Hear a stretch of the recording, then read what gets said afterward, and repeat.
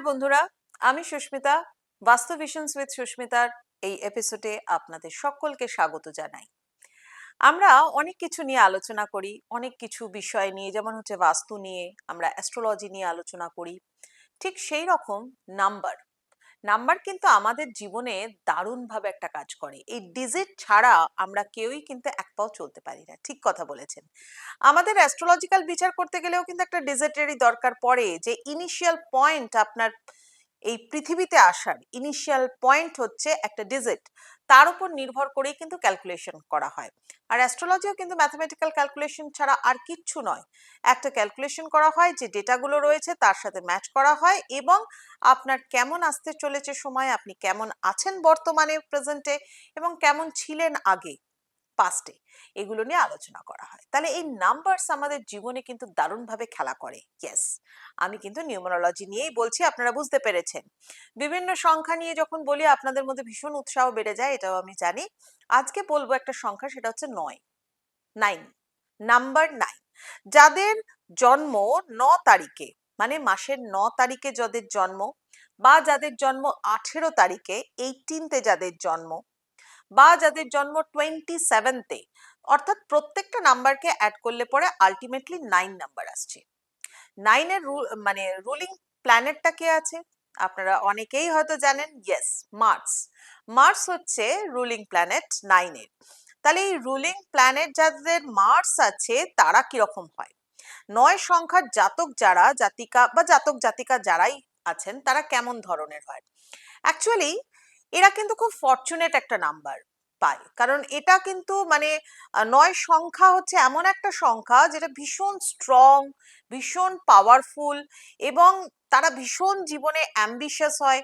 আপনারা মিলিয়ে নিন, যারা 9 তারিখে জন্মেছেন, বা 18 তারিখে জন্মেছেন, বা 27-এ, তারা ভীষণ কিন্তু অ্যাম্বিশাস হন, এবং তাদের কাজের প্রতি সাংঘাতিক ডেডিকেশন থাকে ভীষণভাবে। তারা ডেডিকেটেডলি যে কোনো কাজ করেন, এবং তারা ভীষণভাবে এনথুজিয়াস্টিক হন।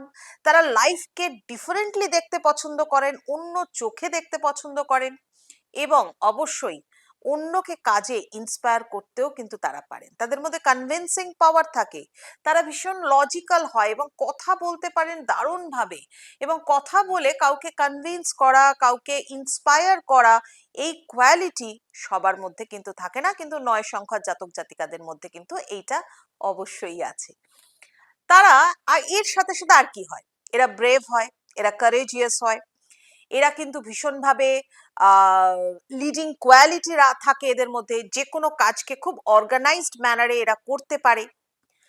আর এর সাথে সাথে এরা কিন্তু ভীষণ পাংচুয়াল হয়। এদের মধ্যে পাংচুয়ালিটি, ডিসিপ্লিন ব্যাপারটা প্রচন্ড ভাবে থাকে। মানে সবকিছু একটু রুচিশীল ব্যাপার, যেটা করব সেটা ঠিকঠাক মতো পাংচুয়ালিটি তার মধ্যে মেনটেন করে, সমস্ত কিছু করে সেই কাজটা এরা কিন্তু করতে পারে। তাহলে নেগেটিভিটি কি? নেগেটিভিটি তো নিশ্চয়ই থাকবে। সব তো পজিটিভিটি মানুষের মধ্যে থাকতে পারে না। ইয়েস, নেগেটিভিটি হচ্ছে যখনই মার্সের নেগেটিভ প্রভাব, অর্থাৎ অ্যাস্ট্রোলজিক্যালি দেখুন, এটার সাথে কিন্তু অ্যাস্ট্রোলজিও জড়িত। অ্যাস্ট্রোলজিক্যালি আপনার হরোস্কোপে মার্স যদি মেলফিক থাকে, তাহলে কিন্তু তার একটা অ্যাডভার্স এফেক্ট আপনার জীবনেও পড়বে। কারণ আপনি 9 সংখ্যার জাতক, আপনার রুলিং প্ল্যানেট হচ্ছে মার্স। আর নেগেটিভ এফেক্ট গুলো কিরকম? ভীষণ অ্যাঙ্গারনেস, অতিরিক্ত রেগে যাওয়া, মানে অল্পতেই কিছু একটা সামান্য ব্যাপারে রেগে যাওয়া, অন্য কাউকে ক্রিটিসাইজ করা, এটাও কিন্তু রয়েছে। অন্য কাউকে ক্রিটিসাইজ করে আমি খুশি হই, এই ব্যাপারটা কিন্তু 9 সংখ্যার জাতকের মধ্যে কিন্তু ভীষণভাবে থাকে, জাতক জাতিকা এদের মধ্যে। এটা হচ্ছে নেগেটিভ এফেক্ট, নেগেটিভ মানে ক্যারেক্টারিস্টিক্স এটাকে বলতে পারেন। আর এগুলো আরো বেশি হয়ে যায় এবং মানুষের সাথে অশান্তির সৃষ্টি হয়ে যায় এই কারণেই, যদি কোনোভাবে আপনার অ্যাস্ট্রোলজিক্যালি আপনার হরোস্কোপে, আপনার বার্থ চার্টে যদি দেখা যায় যে সেখানে মার্সের পজিশন মেলফিক আছে, কোনো রকম ভাবে মার্স ঠিকঠাক মতো নেই, কারুর দ্বারা প্রভাবিত হয়ে রয়েছে ব্ল্যাক প্ল্যানেটের দ্বারা, তাহলে কিন্তু অবশ্যই এরকম একটা প্রভাব দেখা যেতে পারে। সিরিয়াসনেসটা জীবন থেকে কমে যায় এদের মধ্যে। এদের মধ্যে ভীষণভাবে একটা অ্যাঙ্গার ইস্যু চলে আসে, প্রচন্ডভাবে রাগ হয়, একটু স্টাবার্ন, একটু মানে যেটা বলছি সেটা ঠিক, অন্য কারোর মতামত তারা নিতে চায় না, নিজেদের মতামতটাকেই সবসময় বজায় রাখতে চায়। এটার জন্য কিন্তু কি করতে হবে? মার্সকে কন্ট্রোল করতে হবে। Must be in a equilibrium কন্ডিশনে নিয়ে আসতে হবে, এবং তার জন্য হরোস্কোপটারও বিচার করার অবশ্যই জরুরি রয়েছে। এরা একটু যদি লাল জিনিসটা অ্যাভয়েড করে, এরা যদি একটু ভায়োলেন্ট কালার গুলোকে অ্যাভয়েড করে, তাহলে খুব ভালো। বাড়িতে যদি দক্ষিণ দিকে আপনার জলের স্থান থাকে, তাহলে বাস্তুদোষকে কাটাতে হবে, তা না হলে কিন্তু এই 9 সংখ্যার জাতক জাতিকা যারা রয়েছেন, তাদের এই অ্যাডভার্স এফেক্ট, নেগেটিভ এফেক্ট গুলো আরো বেশি প্রকাশ পেতে শুরু করবে, মানুষের সাথে অশান্তিও বাঁধবে, বাড়িতে অশান্তির সৃষ্টি হবে, জীবনটা কিন্তু ইমব্যালেন্স হবে। আচ্ছা, এদের সাথে কম্প্যাটেবল নাম্বার কি, অনেকে এটা জানতে চান। কম্প্যাটেবল নাম্বার হচ্ছে 1, 3, 5। এই নাম্বারগুলো হচ্ছে এদের সাথে কম্প্যাটেবিলিটি দুর্ধর্ষ থাকে। আর স্ট্রংলি ইনকম্প্যাটেবল এদের সাথে কারা থাকতে পারে, তারা হচ্ছে 2 and 4। 2 এবং 4 সংখ্যার জাতক জাতিকা যারা থাকেন, তাদের কিন্তু এরা স্ট্রংলি, এদের সাথে পুরো অ্যাডভার্স একটা এফেক্ট, এদের সাথে কিন্তু একটা রিলেশনগত খারাপ কিন্তু এদের সাথে থাকতে পারে।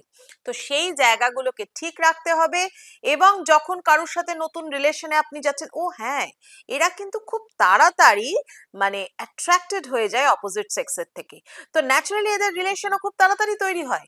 জীবনে আপনাদের অ্যাফেয়ার্স একটা নয়, অনেকগুলো আসতে পারে। সেদিক থেকেও কিন্তু কিন্তু কন্ট্রোল করতে গেলে মার্সকে কন্ট্রোল করতে হবে।